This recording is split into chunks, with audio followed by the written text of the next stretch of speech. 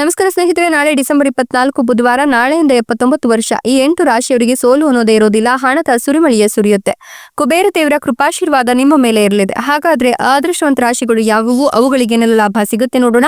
ಅದಕ್ಕಿಂತ ಮೊದಲು ಕುಬೇರ ದೇವನಿಗೆ ಭಕ್ತಿಯಿಂದ ಲೈಕ್ ಕೊಟ್ಟು ಪ್ರತಿದಿನ ದಿನ ಭವಿಷ್ಯ ತಿಳಿಯಲು ನಮ್ಮ ಚಾನೆಲ್ ಅನ್ನ ಸಬ್ಸ್ಕ್ರೈಬ್ ಮಾಡಿ. ಹಾಗೆ ಬೇಗನೆ ನಮ್ಮ ವಿಡಿಯೋದ ನೋಟಿಫಿಕೇಶನ್ ಪಡೆಯಲು ಬೆಲ್ ಬಟನ್ ಕ್ಲಿಕ್ ಮಾಡಿ ಆಲ್ ಅಂತ ಕ್ಲಿಕ್ ಮಾಡ್ಕೊಳ್ಳಿ.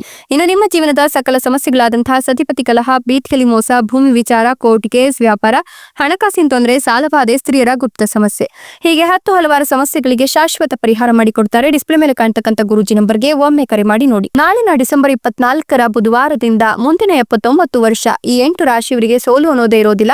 ಹಣದ ಸುರಿಮಳೆಯೇ ಸುರಿಯುತ್ತೆ. ಕುಬೇರ ದೇವರ ಕೃಪಾಶೀರ್ವಾದ ನಿಮ್ಮ ಮೇಲೆ ಇರೋದ್ರಿಂದ ಸಕಲ ಐಶ್ವರ್ಯವು ನಿಮ್ಮದೇ ಆಗುತ್ತೆ ಅಂತ ಹೇಳಲಾಗ್ತಾ ಇದೆ. ಹೀಗಾಗಿ ನಿಮ್ಮ ಜೀವನದಲ್ಲಿ ಇನ್ಮುಂದೆ ರಾಜ ವೈಭೋಗದ ಕ್ಷಣಗಳು ಮರುಕಳಿಸುತ್ತೆ ಅಂತ ಹೇಳಿದ್ರೆ ಅತಿಶಯೋಕ್ತಿ ಆಗ್ಲಿಕ್ಕಿಲ್ಲ.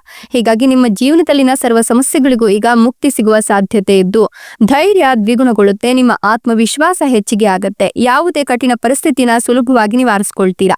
ಅವಿವಾಹಿತರಿಗೆ ಕಂಕಣ ಭಾಗ್ಯ ಕೂಡಿ ಬರಲಿದೆ. ಕೆಲಸದಲ್ಲಿ ಪ್ರಗತಿಯನ್ನ ಸಾಧಿಸ್ತೀರಾ.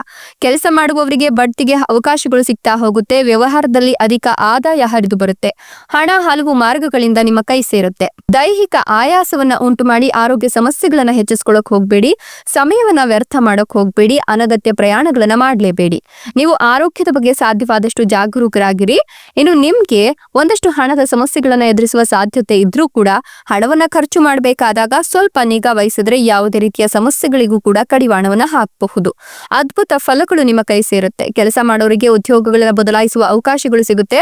ಉದ್ಯೋಗ ಸ್ಥಳದಲ್ಲಿ ನೆಮ್ಮದಿ ತುಂಬಿ ತುಳುಕುತ್ತೆ ಅಂತ ಹೇಳಬಹುದು. ಈ ಸಮಯದಲ್ಲಿ ಉದ್ಯೋಗ ಬದಲಾವಣೆ ಅನೇಕ ಸವಾಲುಗಳನ್ನ ಸೃಷ್ಟಿ ಮಾಡಿದ್ರು ಕೂಡ ನಿಮ್ಮ ಇಮೇಜ್ ಅನ್ನ ಹಾಳು ಮಾಡುವ ಶತ್ರುಗಳು ನಿಮ್ಮೊಂದಿಗೆ ಇರ್ತಾರೆ. ಹೀಗಾಗಿ ಸ್ವಲ್ಪ ಯೋಚಿಸಿ ನಂತರ ನಿರ್ಧಾರಗಳನ್ನ ತೆಗೆದುಕೊಳ್ಳಿ. ಈ ಸಮಯದಲ್ಲಿ ಹಠಾತ್ ಆರ್ಥಿಕ ಲಾಭದಿಂದಾಗಿ ನಿಮ್ಮ ಆರ್ಥಿಕ ಪರಿಸ್ಥಿತಿ ಗಮನಾರ್ಹವಾಗಿ ಸುಧಾರಿಸುತ್ತೆ. ಉದ್ಯೋಗದಲ್ಲಿ ನಿಮ್ಮ ಕಠಿಣ ಪರಿಶ್ರಮವನ್ನ ಗುರುತಿಸ್ತಾರೆ. ವಿವಾಹಿತರ ಜೀವನ ಸಂತೋಷವಾಗಿರುತ್ತೆ. ನಿಮ್ಮ ಜೀವನದಲ್ಲಿ ಸಂತಸ ಮತ್ತೆ ಬೆಳಗುತ್ತೆ.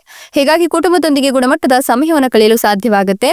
ಹಿಂದೆ ಇದ್ದಂತ ಹಣದ ಸಮಸ್ಯೆಗಳು ಈಗ ಕೊನೆಗೊಳ್ಳುತ್ತೆ. ನೀವು ಈ ಸಮಯದಲ್ಲಿ ನಿಮ್ಮ ಆದಾಯವನ್ನ ಹೆಚ್ಚಿಸಿಕೊಳ್ಳಬಹುದು. ಉದ್ಯೋಗ ಕ್ಷೇತ್ರಗಳಲ್ಲಿ ಉತ್ತಮ ಲಾಭ ಪಡುತ್ತೀರಾ. ಹಣ ಆಗಮನಕ್ಕಿದ್ದ ದಾರಿಗಳು ಸುಗಮವಾಗ್ತಾ ಹೋಗುತ್ತೆ.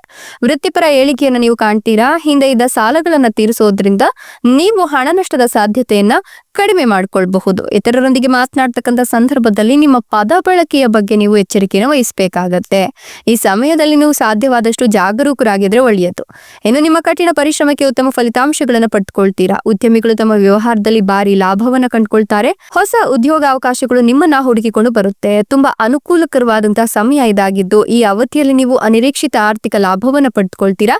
ದೀರ್ಘಕಾಲದಿಂದ ಬಾಕಿ ಉಳಿದಿದ್ದಂತಹ ಕೆಲಸವನ್ನ ಈಗ ಮರು ಪ್ರಾರಂಭಿಸಿ ಅದರಲ್ಲಿ ಯಶಸ್ಸನ್ನ ಕೂಡ ಕಾಣ್ತೀರಾ. ಮದುವೆ ಆಗಿಲ್ಲ ಅನ್ನೋರಿಗೆ ಗುರುಬಲ ಚೆನ್ನಾಗಿದೆ. ಕಂಕಣ ಭಾಗ್ಯ ಕೂಡಿ ಬಂದಿದ್ದು ಮದುವೆಯ ಯೋಗ ಕೂಡ ಇದ್ದು ದಾಂಪತ್ಯ ಕಲಹ, ಆರ್ಥಿಕ ನಷ್ಟ, ಉದ್ಯೋಗದಲ್ಲಿ ಒತ್ತಡ ಎಲ್ಲವೂ ಕೂಡ ನಿವಾರಣೆ ಆಗುತ್ತೆ. ಇಷ್ಟೆಲ್ಲ ಲಾಭ ಮತ್ತು ಅದೃಷ್ಟವನ್ನು ಪಡೆದಿರ್ತಕ್ಕಂಥ ಅದೃಷ್ಟವಂತ ರಾಶಿಗಳು ಯಾವುವು ಅಂತ ನೋಡೋದಾದ್ರೆ ಮೀನ ರಾಶಿ, ಧನು ರಾಶಿ, ತುಲಾ ರಾಶಿ, ಮೇಷ ರಾಶಿ, ವೃಷಭ ರಾಶಿ, ಕಟಕ ರಾಶಿ, ಕನ್ಯಾ ರಾಶಿ, ಮಿಥುನ ರಾಶಿ. ಇವುಗಳಲ್ಲಿ ನಿಮ್ಮ ರಾಶಿ ಇದ್ದರೂ ಇಲ್ಲದಿದ್ದರೂ ಭಕ್ತಿಯಿಂದ ಓಂ ನಮೋ ಕುಬೇರ ದೇವಾಯ ಅಂತ ಕಮೆಂಟ್ ಮಾಡಿ. ಧನ್ಯವಾದಗಳು.